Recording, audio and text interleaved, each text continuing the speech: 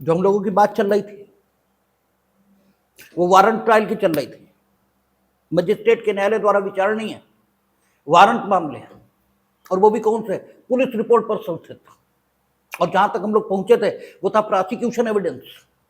और हमने कहा था मजिस्ट्रेट के न्यायालय द्वारा परीक्षणीय जो मामले हैं, वारंट मामले, उन्हें 3 कैटेगरीज में कैटेगराइज कर सकते हैं। एक पुलिस रिपोर्ट पर संस्थित वारंट मामले जिनका परीक्षण मजिस्ट्रेट के न्यायालय में किया जाएगा, और दूसरा पुलिस रिपोर्ट से अन्यथा आधार पर संस्थित वारंट मामले जिनका विचारण मजिस्ट्रेट के द्वारा किया जाएगा। और फिर इस अध्याय को एक तीसरे कैटेगराइजेशन में कैटेगराइज करते हैं। वो ऐसे उपबंध हैं जो दोनों पर लागू होते हैं। तो हम लोग फर्स्ट जो कैटेगराइजेशन था उसके लास्ट सेक्शन पर आ गए थे, डिफेंस एविडेंस। क्योंकि प्रोसिक्यूशन एविडेंस किस प्रकार से रिकॉर्ड किया जाएगा उसकी चर्चा पिछले क्लास में हो गई थी। उन मामलों में जो मामले पुलिस रिपोर्ट पर संस्थित हुए उनमें प्रोसिक्यूशन एविडेंस और प्रोसिक्यूशन एविडेंस के रिकॉर्ड करने का तरीका ये हम लोग तब देखेंगे जब एविडेंस के रिकॉर्डिंग संबंधी उपबंध आएंगे। लेकिन फिर भी एक चर्चा के नाते बताया जा सकता है कि सेक्शन 275 जो पिछली सीआरपीसी में था उसके मुताबिक मजिस्ट्रेट के न्यायालय में जो विचारणीय वारंट मामले हैं उनमें साक्ष्य को अभिलिखित किया जाएगा। लेकिन पिछली सीआरपीसी के मुताबिक ही अगर बात करें तो जो पिछली सीआरपीसी में 280 ये 279 में कहा गया था वो हर प्रकार के साक्ष्य के अभिलेखन में लागू किया जाएगा। क्योंकि वहां क्या कहा है कि जो साक्ष्य आप अभिलिखित करेंगे उसे देते समय साक्षी की जो भावभंगिमा है वो अगर तात्विक हो रही है, दिए गए साक्ष्य की सत्यता के निर्धारण में, तो उसका उल्लेख भी विचारण का न्यायालय कर सकेगा। शब्दों में आप झूठ भी बोल सकते हैं, लेकिन आपकी अभिव्यक्ति का ढंग, आपके व्यक्तित्व और आपकी मानसिक दशा का सम्यक खबर यह दूसरों को दे देता है। आपके द्वारा प्रयुक्त भाषा, आपके शरीर का संचालन, आपकी अभिव्यक्ति का ढंग, ये सब आपके अपने व्यक्तित्व के अनुरूप होता है। और इसीलिए क्या लिखा गया कि विचारण न्यायालय जिस समय साक्ष्य का अभिलेखन कर रहा है उस समय अगर साक्ष्य की भावभंगिमा उसे तात्विक प्रतीत होती है तो उसका उल्लेख भी विचारण का न्यायालय कर सकेगा। कारण यह है कि जिसके समक्ष साक्ष्य का अभिलेखन हो रहा है जरूरी नहीं है कि वही न्यायाधीश मामले का न्याय निर्णय ये करेगा। वो मर भी सकता है, वो रिटायर भी हो सकता है, वो ट्रांसफर भी हो सकता है। जो अगला उसका उत्तराधिकारी आएगा उसे साक्षी के द्वारा दिए गए साक्ष्य की विश्वसनीयता, इसकी परख के लिए या इसकी परख को करने में वो भावभंगिमा संबंधी टिप्पणियां सहायक सिद्ध हो सकती हैं। इसलिए यह अधिकार आपका विचारण न्यायालय को दिया गया और यह सभी प्रकार के साक्ष्य के अभिलेखन में लागू होगा। चाहे वो सेशन मामले में साक्ष्य का अभिलेखन हो रहा हो, चाहे वारंट मामले में हो रहा हो, ऐसा जो पुलिस रिपोर्ट पर संस्थित है और ऐसा जो पुलिस रिपोर्ट से अन्यथा संस्थित है, यह संबंध मामले में किसी भी मामले में साक्ष्य का अभिलेखन हो रहा हो, 280 सीआरपीसी के द्वारा प्रदत्त अधिकार हमेशा विचारण न्यायालय के पास रहेगा और यह महत्वपूर्ण अधिकार है। बाकी 279 आप जानते भाषांतर सुनाया जाएगा, आदि आदि संबंधी बातें वहां कही गई हैं। कुल मिलाकर जब हम लोग वहां पहुंचेंगे तो विस्तार से उन उपबंधों पर चर्चा कर लेंगे। और आपसे कहा गया था कि प्रोसिक्यूशन एविडेंस जब भी समाप्त हो जाएगा तो प्रत्येक पक्ष को, और प्रोसिक्यूशन भी एक पक्ष है, तो इसलिए उसको क्या होगा, कंसाइज फॉर्म में यानी संक्षिप्त रूप से अपने लिखित तर्क न्यायालय के समक्ष अंतर्गत धारा 314 सीआरपीसी प्रस्तुत करने का हक होगा, और वो दोनों पक्षों को है। उसके बाद आपको पता है कि अभियुक्त की परीक्षा होगी, और अभियुक्त की परीक्षा किस पॉइंट ऑफ व्यू से की जाएगी कि प्रोसिक्यूशन ने जो कुछ उसके समक्ष, ठीक है, या उसके विरुद्ध साक्ष्य दिया है, उस साक्ष्य के संबंध में अभियुक्त को क्या कहना है। क्योंकि जरूरी नहीं है कि अभियुक्त अपनी प्रतिरक्षा का साक्ष्य प्रस्तुत ही करे, कतई उसके लिए जरूरी नहीं है। अगर उसके खिलाफ कोई ऐसी परिस्थिति है जिसका स्पष्टीकरण स्वयं उसके ही पास है, इसके अलावा किसी के पास नहीं है, अर्थात वो दशा जिसमें भारतीय साक्ष्य अधिनियम यह कहता है कि अगर कोई तथ्य व्यक्ति विशेष की जानकारी में है, आपके ऊपर आरोप है आप बिना टिकट यात्रा कर रहे थे, आपके पास टिकट था या नहीं था, यह भी हो सकता है कि टिकट आपके पास हो लेकिन जो टिकट चेकर आया था उसके संबंध में आपकी मान्यता यह रही हो, यह टिकट चेकर नहीं है, यह बहुरूपिया है, इसलिए हम इसे टिकट क्यों दिखाएं,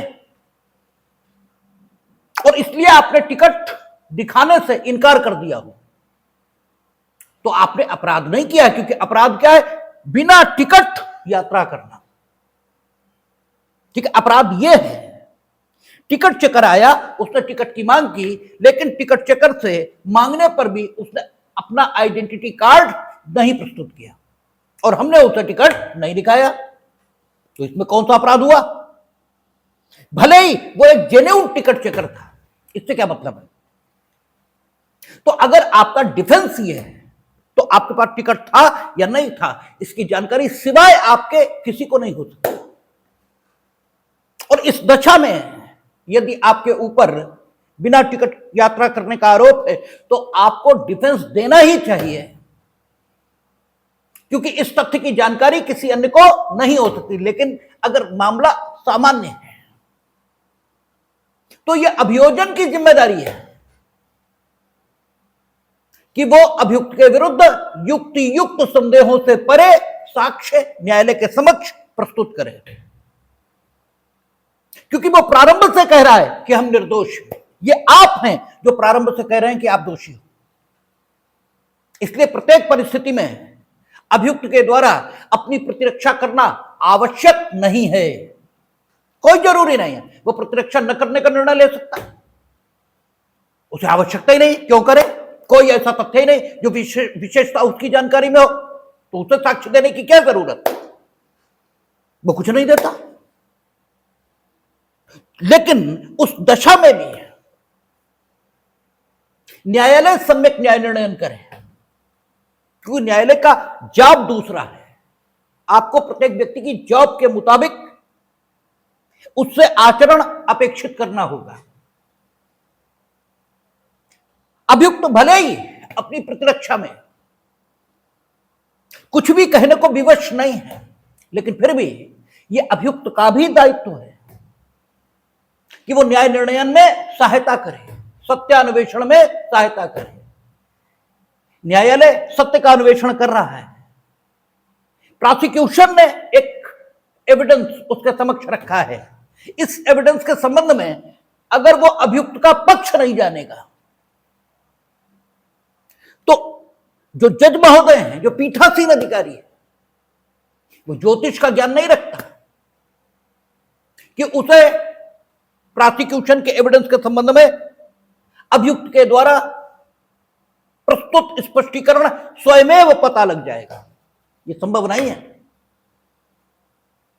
और अभियुक्त उससे साक्ष्य देने की अपेक्षा ये न्यायालय कर नहीं सकता, स्वयं दे तो दे, और स्वयं वो कहता हमें जरूरत ही नहीं, हम क्यों दें। न्यायालय विवश कर नहीं सकता, क्योंकि अनुच्छेद 20 वहां पर एक प्रतिबंध ये क्रिएट करा। और अनुच्छेद 20 न भी हो, आप just for this sake of argument ये कह सकते हैं कि अनुच्छेद 20 तो ये कह रहा कि अभियुक्त अपने ही विरुद्ध साक्ष्य देने को विवश नहीं है, तो उससे तो अपने पक्ष में देने की बात हो रही है, तो इसलिए अनुच्छेद 20 का सवाल ही नहीं है, न हो। लेकिन किसी को साक्ष्य देने के लिए विवश करने का हक न्यायालय के पास किस उपबंध में है? भाई किसी भी उपबंध में नहीं। साक्ष्य क्या है? न्यायालय द्वारा अपेक्षा किए जाने पर या न्यायालय द्वारा अनुमति दिए जाने पर, न्यायालय द्वारा विवश किए जाने पर, ऐसा कोई कैटेगराइजेशन इंडियन एविडेंस एक्ट में है ही नहीं। तो सवाल यह है कि जो साक्ष्य देने को तैयार नहीं है, उससे आप साक्ष्य ले कैसे लेंगे? ले तो नहीं पाएंगे। लेकिन सम्यक न्याय निर्णयन के लिए जरूरी है कि अभियुक्त का पक्ष न्यायालय के समक्ष आए। इसलिए अभियुक्त की परीक्षा ये अभियोजन साक्ष्य की समाप्ति के उपरांत किए जाने से संबंधित प्रावधान पुरानी सीआरपीसी में शामिल किया गया, जो अब वर्तमान बीएनएसएस में भी है, और जिसे आप 313 के अंतर्गत अभियुक्त की परीक्षा इस नाम से जानते हैं। और चूंकि वो परीक्षा है, आपकी भी जब परीक्षा की जाती है तो आप प्रश्नों के उत्तर देने को अपेक्षित हैं। क्या उत्तर देंगे कोई मतलब नहीं, जो आप उत्तर देंगे उसके हिसाब से मूल्यांकन कर देंगे आपका। तो अभियुक्त की परीक्षा, यहां एक्टिव पार्ट किसका हो गया? कोर्ट का। और चूंकि उसे अपने विरुद्ध साक्ष्य देने के लिए विवश नहीं किया जा सकता, उस सिद्धांत को ध्यान में रखना है, इसलिए यह लिखना जरूरी हो जाता है 313 और बीएनएसएस के जो भी प्रोविजन हो 313 के स्थानापन्न 351, तो उस स्थानापन्न प्रावधान में लिखना जरूरी हो जाता है कि यहां जो कुछ अभियुक्त कहेगा उसे साक्ष्य के तौर पर अभियुक्त के विरुद्ध नहीं पढ़ा जाएगा, और न ही उसे कोई शपथ दिलाई जाएगी, क्योंकि शपथ साक्षी को दिलाई जाएगी। किंतु विचार में जो कुछ वो कहेगा वो विचार में लिया जा सकता है, और एग्जाम का अर्थ ही यह होता है कि आप प्रश्न का उत्तर न देना चाहो तो मत दीजिए। और वहां आप अभियुक्त की परीक्षा जब होती है तो आप देखेंगे कई बार वकील साहब कई प्रश्नों के उत्तर में अपने मुवक्किल से यह कहला देते हैं कि हमें कुछ नहीं कहना। वो पूछते हैं कि आपको इस संबंध में क्या कहना है, वो कह देता हमें कुछ नहीं कहना है। तो ये आप कहें, आपका हक है, लेकिन what ever you will be said, what ever will be said bye you, वो न्यायालय द्वारा विचार में लिया जाएगा जब न्याय निर्णयन होगा, क्योंकि यही एकमात्र तरीका है। अब हमने अभियुक्त की परीक्षा कर ली, now the time will come, अब समय आया है। हमने अपना काम कर लिया, हमने मीनिंग देर बाय प्रोसिक्यूशन में और न्यायालय को जो कुछ करना है वो उसने कर लिया प्रोसिक्यूशन एविडेंस के संबंध में। अब अभियुक्त से पूछा जाएगा, वो परीक्षा के क्रम में ही पूछ लिया जाता। आप देखेंगे वहां 313 का जो क्वेश्चन एयर तैयार होता है, जो प्रश्नावली तैयार होती है, उसमें लास्ट सवाल यही होता है कि आपको प्रतिरक्षा में साक्ष्य देना है। ओरली कुछ नहीं होता है, इसीलिए लिखकर होता है ताकि कोई बाद में इनकार न कर पाए कि मेरी कोई परीक्षा नहीं हुई। तो वहां अंतिम सवाल यही होता है, क्या आपको अपनी प्रतिरक्षा में साक्ष्य देना है, और अगर आपको देना तो आप लिखाते हैं जी हां। Now the defence will be started, अब डिफेंस शुरू होगा, क्योंकि जरूरी नहीं है वो देगा। तो यहां तक की बात हम लोगों ने कंप्लीट कर ली थी। अब देखें प्रतिरक्षा के साक्ष्य में जो न्यायालय है और जो अभियुक्त है, इसके बीच अधिकारों की व्यवस्था किस प्रकार व्यवस्थित की गई है विधायिका के द्वारा, यह हम लोग देर में देखेंगे। सबसे पहले क्या कहता है प्रतिरक्षा का साक्ष्य, सेक्शन 266, और जो पुरानी सीआरपीसी उसमें कितना है, ये 243 कहता है तब अभियुक्त से अपेक्षा की जाएगी। बेर का एक एक शब्द बताता है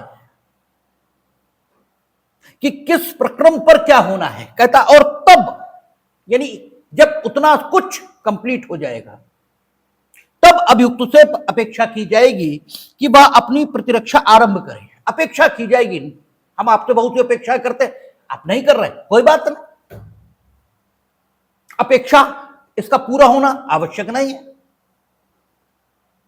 क्योंकि अपेक्षा करने वाले का अधिकार नहीं है,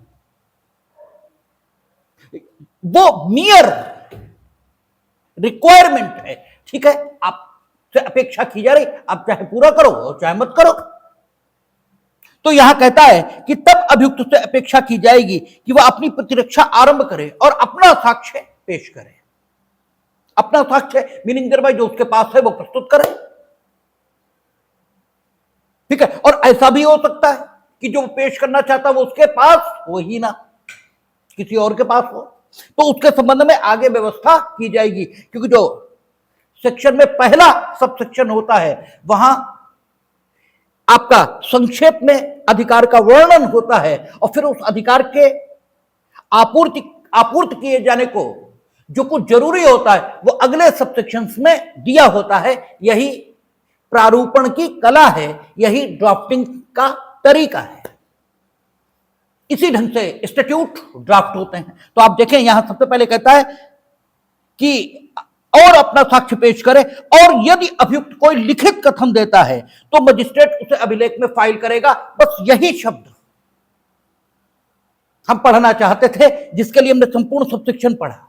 अब आप देखें, एक लिखित कथन उससे अपेक्षित किया जा चुका है अभियुक्त की परीक्षा में, और फिर उससे कहा कि सब साक्ष्य पेश करेगा और इसके अलावा कोई लिखित कथन देना चाहे अपनी डिफेंस में तो वो भी दे सकेगा। तो जो वहीं उसने 313 की परीक्षा में हमने आपको कहा कि लिखित रूप में ही वो होती है, अपना लिखित कथन दे दिया, तो यहां लिखित कथन फाइल करने का हक उसे देने का कोई कारण प्रारंभता नजर नहीं आता। लेकिन हमने कहा ना कि समझ गहराई के साथ होनी चाहिए। जब तक बात को गहराई से नहीं समझेंगे समझ में नहीं आ सकता। और प्री में यही चीजें आप रटते घूमते हैं और याद नहीं रहती। आपसे अगर पूछ लिया जाए कि डिफेंस में क्या लिखित कथन दिया जा सकता है तो आप मुंह फैलाकर बैठ जाते हैं, क्योंकि सिर्फ उसकी जरूरत को समझ लें तो फिर बात ही खत्म हो जाती है। फिर लिखित कथन दे सकते हैं, यह हमेशा याद रहेगा। जरूरत क्या है? जरूरत यह कि वहां परीक्षा कौन कर रहा था? न्यायालय। किसके संबंध में कर रहा था? अभियोजन ने जो साक्ष्य प्रस्तुत किया उसके संबंध में। अभियुक्त को अपनी बात कहने का अवसर स्वतंत्र रूप से था ही नहीं। अभियुक्त अपनी बात सिर्फ उस संबंध में कह सकता था जिस संबंध में अभियोजन ने साक्ष्य दिया है। वो अपनी बात को स्वतंत्र रूप से कह ही नहीं सकता था। तुम अगर ये कहते कि तुलसीदास के संबंध में कुछ बताइए, तुलसीदास की शिव भक्ति के संबंध में कुछ बताइए, तो हम ये बताएंगे कि तुलसीदास ने कहा है शिव की भक्ति करते हुए कि कर्पूर गौरम करुणावतारम या नमामि शीशम निर्वाण रूपम। लेकिन अगर आप ये कहें कि शिव की भक्ति में शिव के भक्तों ने जो कुछ कहा है उसके संबंध में आप बताइए, तो फिर हम ये भी बता सकते हैं आपको कि शिव की भक्ति तुलसीदास ने भी की और शिव की भक्ति रावण ने भी की। लेकिन दोनों की अभिव्यक्ति का तरीका, उनके द्वारा अभिव्यक्ति को उच्चारित किए जाने का तरीका, उनकी भाषा, ये सब इस बात की सूचना देती है कि दोनों अलग अलग प्रकार के व्यक्तित्वों के स्वामी हैं। जब तुलसीदास शिव की भक्ति में कुछ लिखते हैं तो वो लिखते हैं नमामि शीशम निर्वाण रूपम। ठीक है, जिसे गांव के अनपढ़ व्यक्ति भी बड़ी आसानी से याद भी करते हैं, पढ़ते भी हैं, गाते भी हैं, सुनाते भी हैं, कोई दिक्कत नहीं आती। और आपने भी 20 बार पढ़ा है। और जब आप इसे पढ़ते हैं तो मन में शांति का उदय ये होता है। आपकी मन की परेशानी या मन में जो भाव चल रहे हैं वे शांत होना शुरू कर देते हैं। और दूसरी ओर रावण है, वो लिख रहे जटाटवीच वल्लरी प्रवाह पावित स्थले गलत जलल लंबिता। हमें तो उच्चारित करना भी नहीं आ रहा, जबकि हम रिमोट एरिया में रहने वाले अनपढ़ व्यक्ति ये भी नहीं है। तो जो शब्द प्रयोग है, जो अभिव्यक्ति का ढंग है, जो भाषा है, वो ये बता रही है कि ये अभिव्यक्ति किसी अहंकारी की, ठीक है, किसी पंडित की और किसी वीर पुरुष की है। ये किसी विनम्र व्यक्ति की अभिव्यक्ति नहीं है। और ये हक हमें उस समय हासिल होगा जब शिव भक्ति के संबंध में विभिन्न लोगों द्वारा की गई अभिव्यक्ति को वर्णित करने का अवसर आप हमें देंगे। अगर आप हमें बांधेंगे तो हमें फिर उसी संबंध में बात करनी होगी। ठीक यही बात यहां है।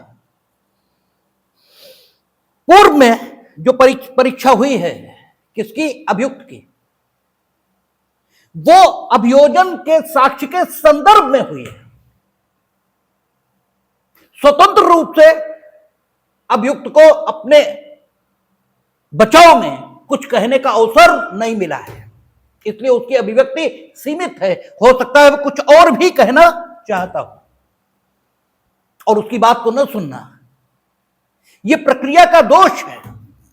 ये कभी भी ठीक बात नहीं कही जा सकती प्रक्रिया के पॉइंट ऑफ व्यू से। इसलिए आपको बेर में खूबसूरती तभी दिखाई देगी जब उसके एक एक शब्द का अध्ययन करें। आप देखेंगे किस ढंग से प्रक्रिया को बनाया है और तब आपकी श्रद्धा जगती है विषय के प्रति। और जब श्रद्धा जगेगी तभी वो आएगा, ठीक है। बिना श्रद्धा के कोई नहीं आता, चाहे वो व्यक्ति हो और चाहे वो विषय हो, ठीक है ना। कहते ना कि वो जो है कि उनके घर वो क्या है, परसत मन मैला करे सो मैदा जर जाए, ठीक है ना। वहां नहीं जाना चाहिए जहां आपको भाव के साथ न बुलाया जाए। सिर्फ बुलाना पर्याप्त नहीं है, भाव के साथ बुलाना यह आवश्यक है। अगर हम तो हमारे एक मित्र हैं, हम नहीं कहना चाहते थे इतनी कड़वी बात, लेकिन लोगों को आदत है जब तक वो कड़वा सुनेंगे नहीं तब तक वो मानेंगे नहीं। आए बोले आप हमारे बेटे की शादी में नहीं आए थे। हमने कहा कि आपने बुलाया था। बोले वो ग्रुप में हमने कार्ड पोस्ट तो कर दिया था। तो हमने कहा ग्रुप में कार्ड पोस्ट करने से जो बधाई गाने वाले लोग होते हैं ना वही आते हैं, ठीक है ना। बुलावा भाव के साथ होता है।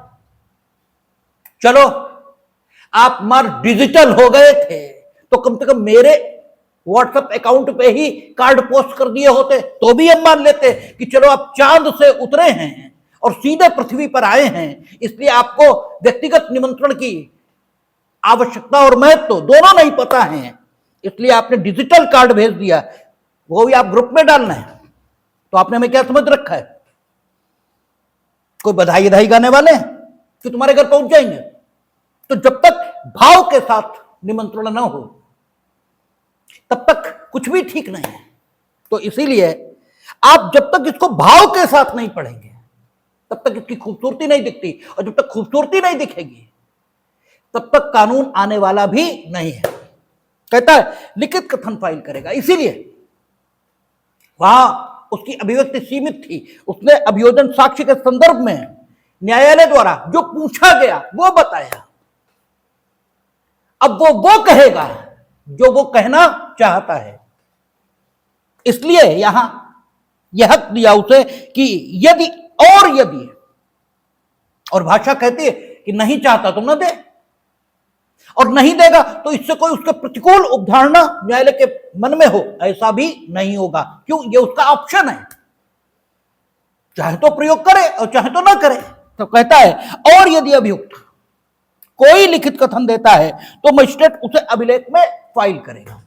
और अगर देता है then it will be the duty. Now you are duty bound because he has forwarded a written statement. Then you must enclose that in the record. You can not, ठीक है, थ्रो दैट इन डस्टबिन. आप ऐसा नहीं कर सकते कि कूड़े में उसे फेंक दे. Then you are bound to enclose that in record. ठीक है ना. और अब इसके बाद सबसेक्शन 2 दोनों बातें कर सकता है. लिखित कथन भी दे सकता है, अपनी प्रतिरक्षा का साक्ष्य भी प्रस्तुत कर सकता है. दोनों में से किसी एक का अवलंब ये ले सकता है, कुछ भी कर सकता है. उसे दोनों तरीके इस्तेमाल में ले लिए तो सबसेक्शन 1 और सबसेक्शन 2 दोनों इस्तेमाल में आएंगे. उसने कोई और एक इस्तेमाल में लिया, ठीक, वो एक इस्तेमाल में करने के लिए जो आवश्यक उपबंध है वो काम करना शुरू कर देंगे. तो अगला सबसेक्शन कहता है यदि अभियुक्त अपनी प्रतिरक्षा आरंभ करने के पश्चात मजिस्ट्रेट से आवेदन करता है कि वह परीक्षा या प्रतिपरीक्षा के या कोई अन्य दस्तावेज या अन्य चीज पेश करने के प्रयोजन से हाजिर होने के लिए किसी साक्षी को विवश करने के लिए कोई आदेशिका जारी करे तो मजिस्ट्रेट ऐसी आदेशिका जारी करेगा. बस यहीं तक हम पढ़ना चाहते हैं, इससे आगे नहीं पढ़ना चाहते. जरा शब्दों को पढ़ें तो आपको यह पता लगेगा कि विधायिका अभियुक्त के अधिकार की रक्षा करने को किस कदर प्रयत्नशील है. क्या कहता है देखें. यदि अभियुक्त अपनी प्रतिरक्षा आरंभ करने के पश्चात मजिस्ट्रेट से आवेदन करता है कि परीक्षा या प्रतिपरीक्षा के या कोई दस्तावेज या अन्य चीज पेश करने के प्रयोजन से हाजिर होने के लिए किसी साक्षी को विवश करने के लिए कोई आदेशिका जारी करे तो मजिस्ट्रेट ऐसी आदेशिका जारी करेगा.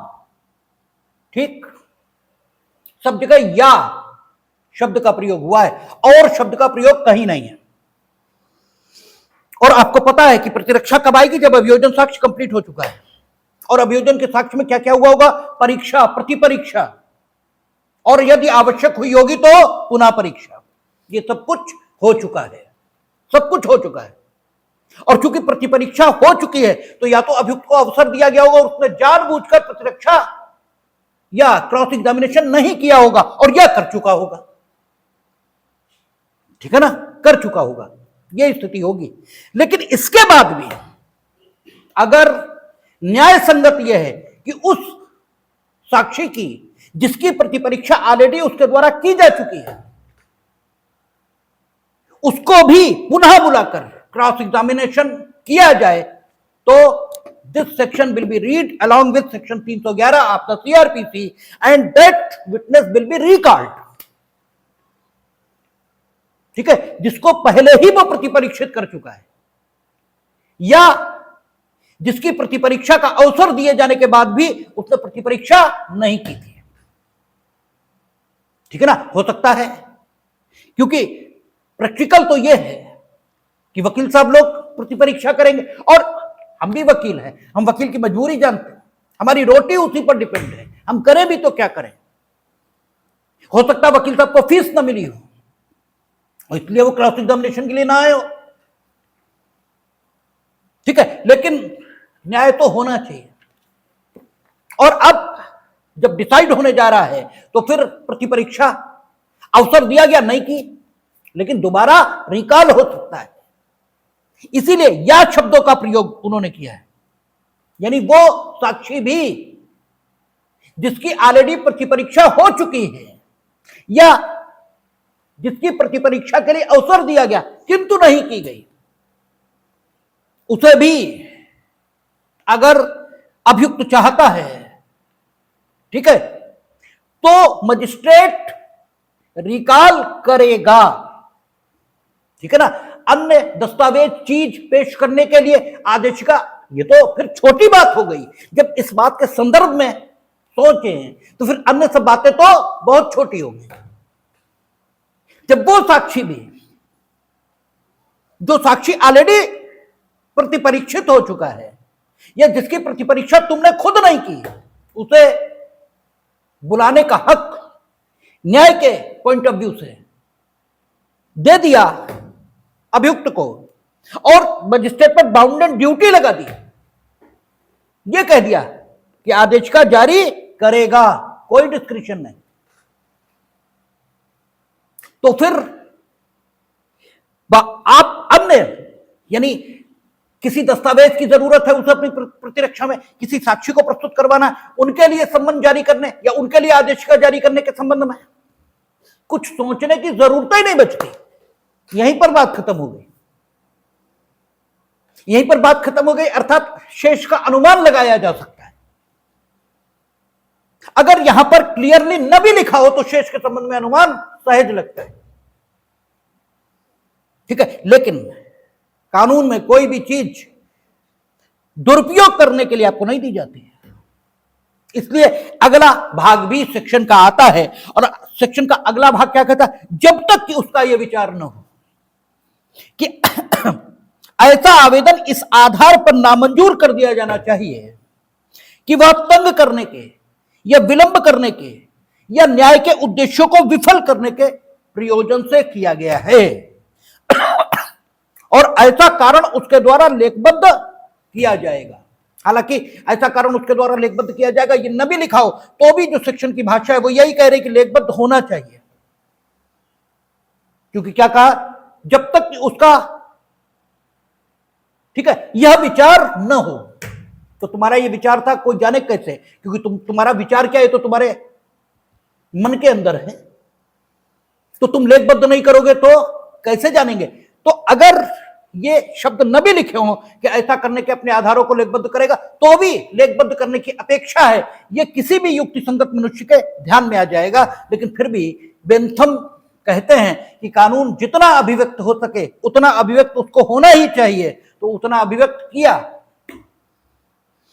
और लिख दिया कि ऐसा करने के अपने कारणों को लेखबद्ध करेगा, ठीक है ना। और तीन ही बातें, तंग करने के उद्देश्य से दिया गया है, विलंब करने के उद्देश्य से दिया गया है, या न्याय के उद्देश्यों को विफल करने के।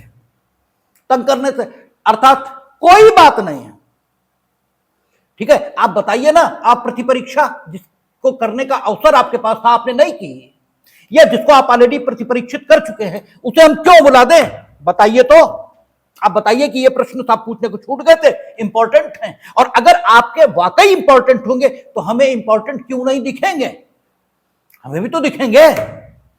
और न्यायालय किसी का दुश्मन तो नहीं है, इसीलिए आप कचहरी में देखेंगे जब 311 में एप्लीकेशन लगती है ऐसे साक्षी को दोबारा बुलाने के लिए जिसका क्रॉस एग्जामिनेशन हो चुका होता है, तो कोर्ट कहता है कि क्वेश्चन फ्रेम करिए, क्या पूछना है आपको, बताइए आप साक्षी से क्या पूछना चाहते हैं। ऑलरेडी प्रतिपरीक्षित वो हो चुका है, अब आप बताइए क्या पूछना चाहते हैं। तो आपको क्वेश्चन बनाकर देने होते हैं कि ये हम और पूछना चाहते हैं।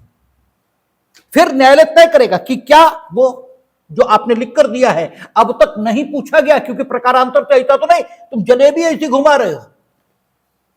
और अभियोजक यानी हम इस पर आपत्ति करते हैं, साहब ये तो ऑलरेडी पूछा जा चुका है, ये प्रकारांतर से वही बात पूछना जो ऑलरेडी पूछी जा चुकी है। लेकिन अगर न्यायालय ये पाएगा कि वाकई ये प्रश्न अंतिम न्याय निर्णय के लिए जरूरी है और पूर्व में किसी समुचित कारण से नहीं पूछे जा सके, ऐसा भी नहीं कि जरूरी है, ठीक है, और समुचित कारण के बिना, समुचित कारण से नहीं पूछे जा सके जिसका निवारण स्वयं इसके वश में नहीं था, तो फिर इस ताकत का उपयोग होगा, दी इसीलिए गई है। लेकिन तंग करने, यह तुम्हें खूब मालूम कि सब कुछ पूछ लिया तब भी डाल दो एप्लीकेशन, अरे कुछ नहीं होगा, 4-6 डेटा तो मिलेंगी। तो तंग करने के, विलंब करने के या न्याय के उद्देश्यों को विफल करने के लिए। आप करें नरेंद्र मोदी हमारे में साक्ष्य दे सकते हैं, अरे नरेंद्र मोदी उस दिन अमेरिका में थे जिस दिन घटना हुई, साक्ष्य कहां दे सकते हैं, ठीक है। तो केवल तंग करने के प्रयोजन से, विलंब करने के प्रयोजन से, न्याय के उद्देश्यों को विफल करने के, न्याय के उद्देश्यों को विफल करने के आपका समझौता हो गया, हमें खूब मालूम है। न्याय के उद्देश्यों को विफल करना यह भी है, आप अशमनीय अपराधों में समझौते नहीं कर सकते। एविडेंस दे गए, टनाटन एविडेंस हुई है, सजा हो जाएगी आपको। अब आपका और पीड़ित पक्ष का समझौता हो गया और आप एप्लीकेशन दे रहे हैं साहब उन्हें बुला दिया जाए दोबारा। क्यों बुला दें? न्यायिक उद्देश्यों को विफल करने के लिए, हॉस्टाइल कराने के लिए बुला दें, ताकि वो हॉस्टाइल हो जाए अभी। और हॉस्टाइल हो जाएगा तो दो पक्ष उसके साक्ष्य के आ गए। अब जब उसके साक्ष्य के दो पक्ष आ गए तो भले ही इस साक्षी को मिथ्या साक्ष्य देने के लिए भले ही आप जेल भेज दें, लेकिन युक्ति संगत संदेह तो खड़ा ही हो गया। अभियुक्त की तो एक ही नियत है, अब दोष मुक्ति। अभियुक्त तो दोष मुक्त ही होगा, इस साक्षी का भले ही कुछ भी हो। ठीक है ना? इसलिए ये तीनों बातें रहेंगी जिनके आधार पर निर्णय किया जाएगा कि बुलाया जाए न बुलाया जाए, लेकिन एक विस्तृत शक्ति। अब आप देखें एक खूबसूरत बैलेंस आपको सेक्शन में दिखाई देगा दोनों पक्षों के हितों को लेकर, और यही हियरिंग कहता है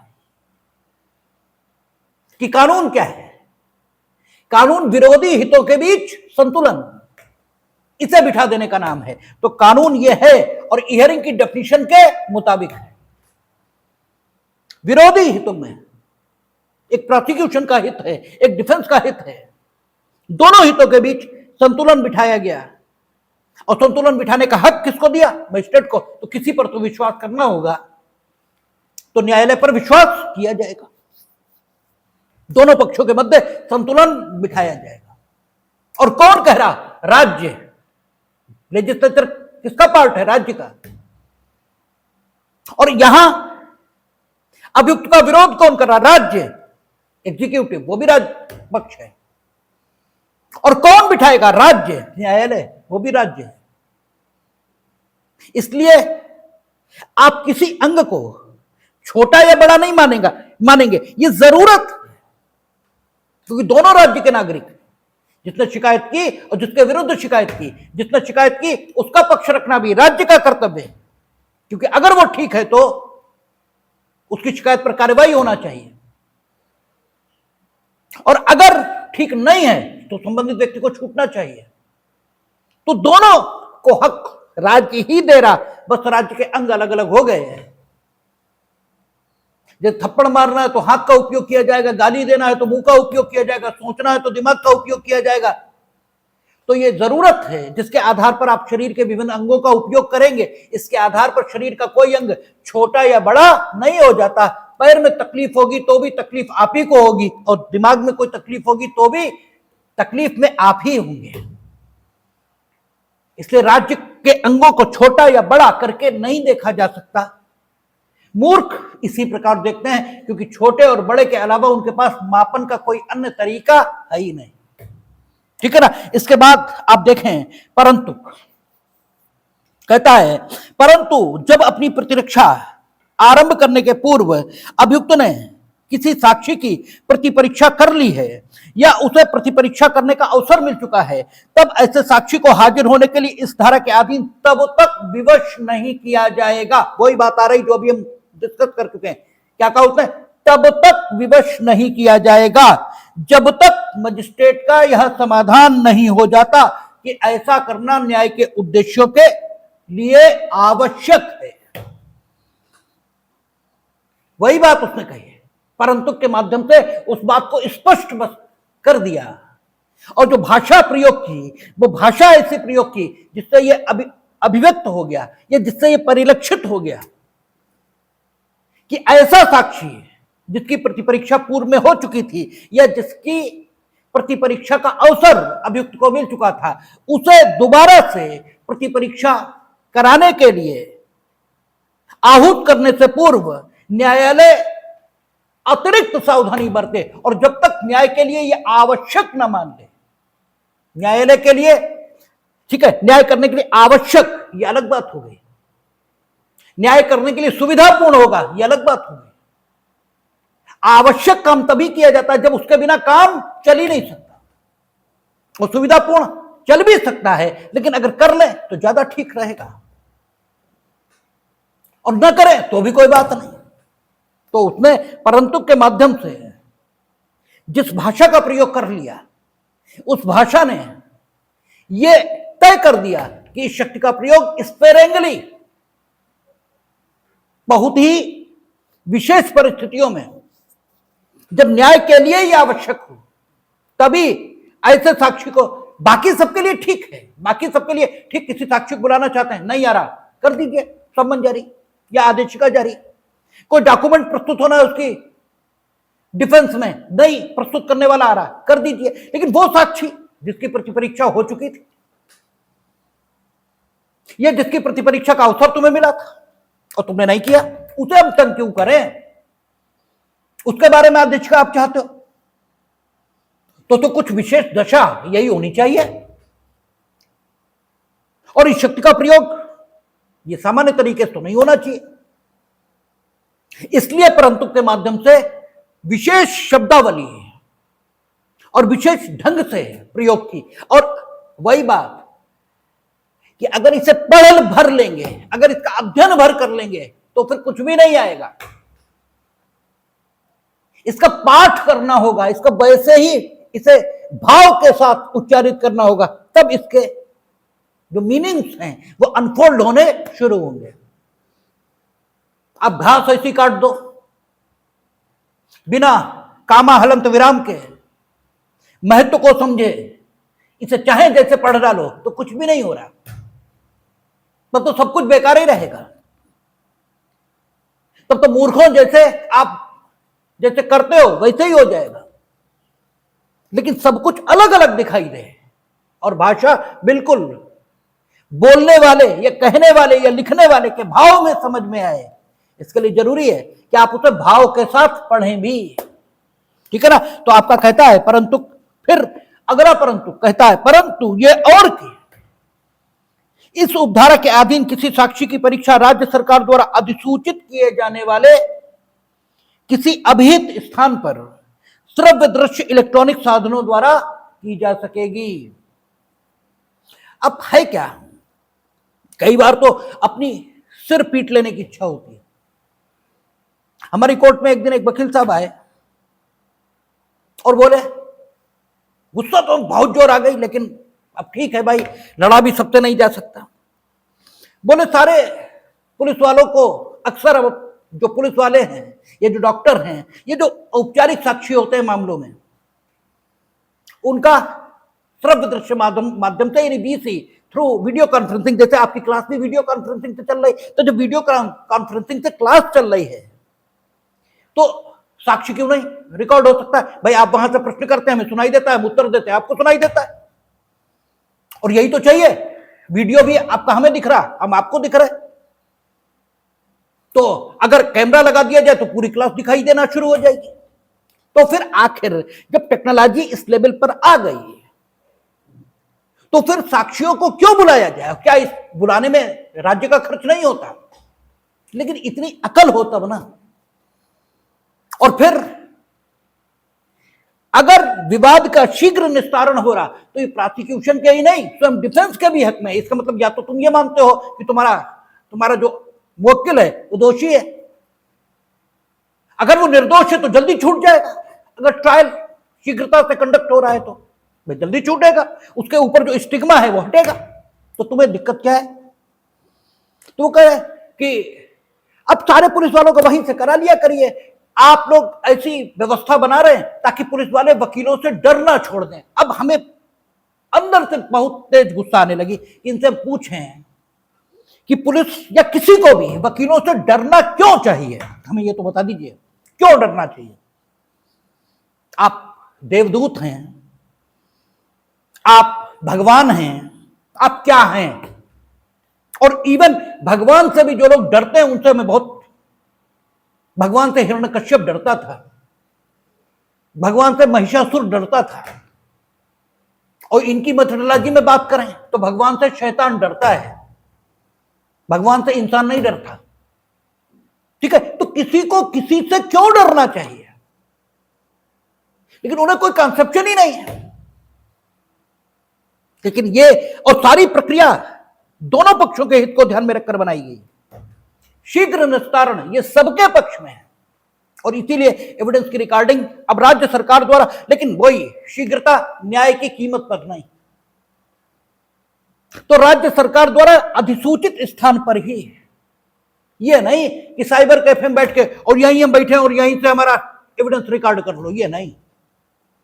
राज्य सरकार द्वारा अधिसूचित किए गए स्थान पर आप उपस्थित होंगे और वहां सर्वदर्शी साधनों के द्वारा आपके साक्ष्य की रिकॉर्डिंग हो सकती है। इसके लिए अब हो सकती है, इसका मतलब यह हुआ कि अगर आवश्यक है तो बुलाएंगे भी, और अनावश्यक है तो कोई दिक्कत नहीं, क्यों बुलाएं। अब जो तथ्य का साक्षी है तो तथ्य के साक्षी को बुलाकर एविडेंस रिकॉर्ड करना ये ज्यादा ठीक होगा, क्योंकि जिस समय वीडियो रिकॉर्डिंग पर चल रहा है मामला, उस समय मॉनिटर को ऐसे एडजस्ट नहीं किया जा सकता कि पीठासीन अधिकारी को भी भाव भंगिमा दिखाई दे, रीडर को भी भाव भंगिमा दिखाई दे, प्रोसिक्यूटर को भी दिखाई दे और डिफेंस को भी दिखाई दे। तो 280 इसका अनुपालन कैसे होगा? अगर साक्षी की भाव भंगिमा के बारे में टिप्पणी लिखनी है तो कैसे लिखेंगे? तो आवश्यक अगर है तो बुलाएंगे भी, और जरूरत नहीं है, ठीक है, उचित लगता है कि वैसे रिकॉर्ड कर रहे तो वैसे भी रिकॉर्ड किया जा सकता है। नया प्रोविजन है तो वो अमेंड होकर आया है, कोई खास बात नहीं। तो उसके बाद सब सेक्शन 3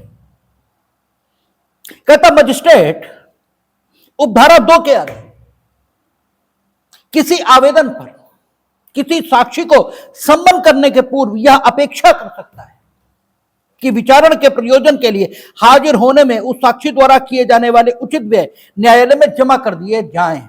अपेक्षा कर सकता है, इसका मतलब यह हुआ अपेक्षा करेगा, इसको इस ढंग से नहीं पढ़ा जाएगा। ठीक है, अभियुक्त उसने निवेदन किया है कि उसकी प्रतिरक्षा इसको पूर्ण करने के प्रयोजन से जिस साक्षी की जरूरत है उस साक्षी को उसके द्वारा किए गए निवेदन के आधार पर आहूत कर दिया जाए न्यायालय द्वारा। तो आप ये नहीं कहेंगे कि हम ठीक है तुम पैसे जमा करो, और कहेंगे भी, दोनों ही बातें एब्सोल्युटली आत्यंतिक तौर पर मना नहीं की जा सकती, ना आत्यंतिक तौर पर परमिट किया जा सकता है और ना आत्यंतिक तौर पर मना किया जा सकता है। दोनों ही बातें, क्योंकि अभियुक्त भी इसी राज्य का नागरिक और इस राज्य का न भी हो, क्योंकि अपराध तो विदेशी अगर हमारी धरती पर करेगा हम उसका विचारणा करेंगे। तो वही बात, किसी की मजबूरी का फायदा उठाना ये कम से कम मानवता का लक्षण नहीं है। अगर विदेशी है और उसके पास यहां पैसे नहीं है और किसी अपराध में फंस गया और वो ये कहता है कि मेरे ऊपर आरोपित अपराध झूठा है, अगर आप अमुक साक्षी ठीक है या अमुक साक्षी को आहूत कर लो तो हमारी निर्दोषिता प्रमाणित हो जाएगी, और मेरे पास पैसे नहीं है, और वाकई स्थिति यह है कि उसके पास पैसे नहीं दिखते और सालों से वो चूंकि जेल में है, इसलिए अपने निवास स्थान या अपने देश से भी कोई संपर्क उसका नहीं है। तो फिर ऐसी दशा में उससे यह अपेक्षा करना कि वो अपनी डिफेंस के लिए, अपनी प्रतिरक्षा के लिए जिस साक्षी की उपस्थिति चाहता है, उस साक्षी की उपस्थिति में जो व्यय होगा वो जमा करे, तो ये कम से कम मानवों के द्वारा बनाई गई व्यवस्था इसका अंग नहीं हो सकता। ये कोई युक्ति संगत बात नहीं है। चलो हम मान भी लेते हैं कि वो दोषी है, बदतमीज आदमी है, तो तुम कौन से अच्छे हो? जो कंडक्ट तुम्हारा है वो भी कम से कम तुम्हें अच्छा आदमी साबित नहीं करता। हां, ये ठीक है कि कोई इस प्रावधान का दुरुपयोग भी ना करे। आपने जानबूझकर क्रॉस एग्जामिनेशन नहीं किया, अब यह भी ठीक है कि जानबूझकर तुमने नहीं किया, लेकिन फिर भी नुकसान इस रूप में होगा कि तुम्हें हो सकता न्याय ना मिले। तो चलो साक्षी की प्रतिपरीक्षा के लिए हम उसे दोबारा बुलाए देते हैं, या कोई साक्षी है जिसे तुम्हें ही लाना चाहिए, ठीक है, तुम्हारे घर का कोई सदस्य विकलांग है, एम्बुलेंस से ही लाना पड़ेगा। ठीक है भाई, एम्बुलेंस से ही लाना पड़ेगा, और तुम खूब सक्षम हो एम्बुलेंस से उसे लाने में, आ भी जाएगा। जिस साधन से आएगा या जिस साधन से आ सकता है उसे उपलब्ध करना, यह भी तुम्हारी आर्थिक संसाधनों की सीमा में है। ठीक है, तो भाई फिर तो तुम्हें ही बियर करना चाहिए, क्योंकि अल्टीमेटली अगर राज्य बियर करे एम्बुलेंस का खर्च तो टैक्स से बियर होगा। अब यह भी हो सकता कि वाकई तुम निर्दोष हो, सही है, लेकिन वही बात है कि अब यह आपका दुर्भाग्य है कि आप फंसे तो लिटिगेशन में है, तो कम से कम अपने दुर्भाग्य की इतनी कीमत तो आपको देनी ही चाहिए कि आप उस साक्षी का व्यय स्वयं वहन करें। लेकिन अगर आपकी स्थिति ऐसी है कि आप वहन ही नहीं कर सकते, तो फिर पैसे के अभाव में किसी को न्याय से वंचित भी नहीं होना चाहिए। इसीलिए पूर्व के सीआरपीसी सेक्शन 312 है, और अब कुछ और हो गया होगा। और 312 मतलब यह हुआ कि जांचों और विचारणों को लागू होने वाले साधारण उपबंधों के अध्याय में वो सेक्शन है, और वहां यह लिखा है कि न्यायालय ऐसे आदेश भी कर सकता है कि प्रतिरक्षा में जिस साक्षी को बुलाया जाना है उसकी उपस्थिति के लिए जो आवश्यक व्यय हैं उनको कौन बियर करेगा? राज्य। अब न्यायालय भी राज्य है, विधायिका जो ये प्रावधान बना रहा है वो भी राज्य है, लेकिन पैसा हमेशा कार्यपालिका के पास होता है, तो राज्य बियर करेगा, ये प्रावधान भी हो सकता है। तो दोनों बातें हैं, और चूंकि वो जांचों विचारणों को लागू होने वाला साधारण उपबंध है, उसके साथ में इसको पढ़ा जाएगा। और यहां मजिस्ट्रेट को डिस्क्रिशनरी ताकत यह दी गई कि मजिस्ट्रेट उपधारा 2 के अधीन किसी आवेदन पर किसी साक्षी को सम्मन करने के पूर्व यह अपेक्षा कर सकता है, मजिस्ट्रेट को लग सकता है सम्मन करने के पूर्व, क्योंकि सम्मन जारी हो गया फिर तो सम्मन का अनुपालन नहीं होगा तो वारंट होगा 87 की भाषा में, उसका पालन नहीं होगा तो 82 की घोषणा आएगी, 82 की घोषणा पे नहीं आओगे तो फिर 83 की कुर्की होगी। इसीलिए सम्मन जारी करने के पूर्व तुमसे तुम्हारी आर्थिक दशा और सभी परिस्थितियों, उपलब्ध परिस्थितियों का सम्यक अध्ययन करने के उपरांत न्यायालय इस विषय पर आदेश करेगा कि जो व्यय है आवश्यक साक्षी की उपस्थिति के लिए वे किसके द्वारा वहन किए जाएं, स्वयं आपके द्वारा या राज्य के द्वारा। और ये आपका पुलिस रिपोर्ट पर संस्थित वारंट मामलों में जो डिफेंस एविडेंस है वो कैसे प्रस्तुत होगा इसके बारे में संपूर्ण व्यवस्था थी। अब हम लोग मजिस्ट्रेट के समक्ष चलने वाले वारंट मामलों के विचारण के सेकंड जो स्टेज है उसमें प्रवेश करेंगे, और वो कौन सी है? पुलिस रिपोर्ट से अन्यथा संस्थित वारंट मामले। इस शब्दावली के प्रयोग की आवश्यकता, इस पर हम लोगों ने उस समय बात की थी जब मजिस्ट्रेट द्वारा मामलों के संज्ञान करने की क्षमता के बारे में हम लोग बात कर रहे थे। हमने आपसे कहा था कि पुलिस रिपोर्ट से अन्यथा संस्थित मामला, ये कहा ही क्यों, परिवार पर संस्थित मामला क्यों नहीं कहा? इसलिए क्योंकि जब संज्ञान करने की बात आई थी तो क्या कह रहा था कि परिवार पर संस्थित मामले में तुरंत संज्ञान होगा और परिवादी लाएगा, पुलिस रिपोर्ट पुलिस प्रस्तुत करेगी। किंतु मजिस्ट्रेट को भी ताकत थी कि किसी भी स्रोत से प्राप्त सूचना के आधार पर वह किसी भी अपराध का संज्ञान कर सकता था। तो अगर इस थर्ड हेड में वो संज्ञान करता है और आप पुलिस रिपोर्ट से अन्यथा संस्थित वारंट मामला इस शब्दावली के स्थान पर परिवार पर संस्थित मामला ये शब्दावली प्रयोग कर लेंगे, तो ये संज्ञान जो 210 सी में हुआ, इसके विचारण की प्रक्रिया इसके लिए हमें कोई और प्रक्रिया बनानी पड़ जाएगी। तब हमें मजिस्ट्रेट के न्यायालय द्वारा विचारणीय वारंट मामलों के लिए 3 कैटेगरीज नहीं 4 कैटेगरीज निर्मित करनी पड़ेंगी। इसलिए इस शब्दावली का प्रयोग यहां पर किया गया, ताकि 4 न बने, 3 ही रहे।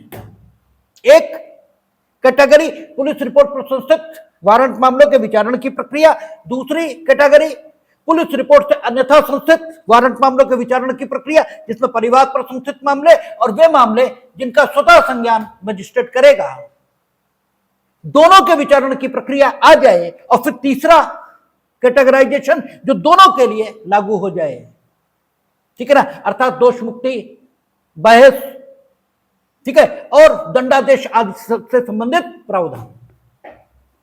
तो संक्षिप्तता के पॉइंट ऑफ व्यू से,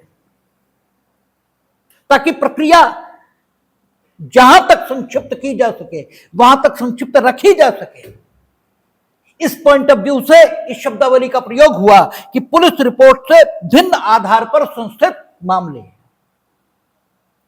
हम जब एलएलबी में थे तो हमें यह शब्दावली भी तंग करती थी कि आखिर परिवाद पर संस्थित मामला, यह कहने में समस्या क्या है, क्यों नहीं कह रहे। और हमारी अपनी आदत रही है कि हम जिस बात से संतुष्ट नहीं है वो हमें संतोष नहीं देती, ठीक है। हम अगर संतुष्ट नहीं हो रहे हैं तो हम उसकी खोज जरूर करेंगे कि क्यों ऐसा हो रहा है। और जब तक संतोषजनक समाधान नहीं पाएंगे तब तक हमें चैन नहीं आता। इसलिए हमें बार बार लगता था कि आखिर पुलिस रिपोर्ट से भिन्न आधार पर संस्थित मामला, यह कहने की जरूरत क्या है। अरे सीधे का जो परिवार पर संस्थित मामला, अननेसेसरी भाषा में ऐसा घुमाव पैदा करना जिसमें दूसरा भ्रमित होने की स्थिति में पड़ जाए या दूसरे के भ्रमित होने की संभावना हो। क्यों, आखिर क्यों, अगर गैर जरूरी है। लेकिन वही बात है कि अपनी बुद्धि पर विश्वास करिए तो ठीक, लेकिन अपनी ही बुद्धि पर विश्वास करिए ये ठीक नहीं है। अपनी बुद्धि पर विश्वास करिए, ये आत्मविश्वास है, ठीक है। यहीं पर एक चीज और आपकी समझ में आनी चाहिए कि आत्मा यानी आपसे इंगित होता है, क्योंकि आत्मा आत्म से बनती है और आत्मा आपको डिनोट करने के लिए हमेशा आता है कि हम बुद्धिमान है, ये आत्मविश्वास है। लेकिन हम ही बुद्धिमान है, ये घमंड है, ठीक है। तो वही बात है ना कि आप ये मानते हैं कि हम सोच सकते हैं, बढ़िया बात है, लेकिन हम ही सोच सकते हैं, ये ठीक नहीं है। तो अगर कुछ लिखा है तो उसके पीछे कोई कारण है, उस कारण की खोज करनी चाहिए, न कि ये मान लेना चाहिए कि कुछ गलत है और नाम नहीं कोड करेंगे क्योंकि हमेशा के लिए हो जाएगा। इसलिए बाकी ऐसा नहीं करना चाहिए कि बेयर ही संशोधित कर दो कि शायद इसमें कुछ गलत लिखा है, ऐसा नहीं करना चाहिए। खोजने की कोशिश करना चाहिए कि जो कुछ लिखा है वो क्यों लिखा है। तो पुलिस रिपोर्ट से भिन्न आधार पर संस्थित, जब इसकी खोज की तो फिर हमें समझ में आया कि नहीं, यही शब्द अप्रोप्रिएट है। और अगर यह शब्द प्रयोग नहीं होगा तो फिर एक नई श्रेणी निर्मित करनी पड़ेगी। वो कौन सी होगी? उन मामलों के विचारण की प्रक्रिया जिनमें मजिस्ट्रेट स्वतः संज्ञान करेगा, अर्थात 210(1)(c) में जहां संज्ञान होगा जाकर, या 190(1)(c) में जहां संज्ञान होगा, उसके लिए अलग से प्रक्रिया लानी पड़ जाएगी। इसलिए विधायिका ने बहुत ही सावधानी और बुद्धिमत्ता के आधार पर इस शब्दावली का प्रयोग किया कि पुलिस रिपोर्ट से भिन्न आधार पर संस्थित वारंट मामलों में प्रक्रिया, ताकि वो सीमित कर सके प्रावधानों को वहां तक जहां तक सीमित हो सकता है मामला, बिना न्याय से या न्याय के सिद्धांतों से कोई समझौता किए। तो चूंकि नया कैटेगराइजेशन है, इस पर बात कल से हम लोग प्रारंभ करें तो ज्यादा उचित होगा। कल से बात करेंगे, इस पर देखेंगे।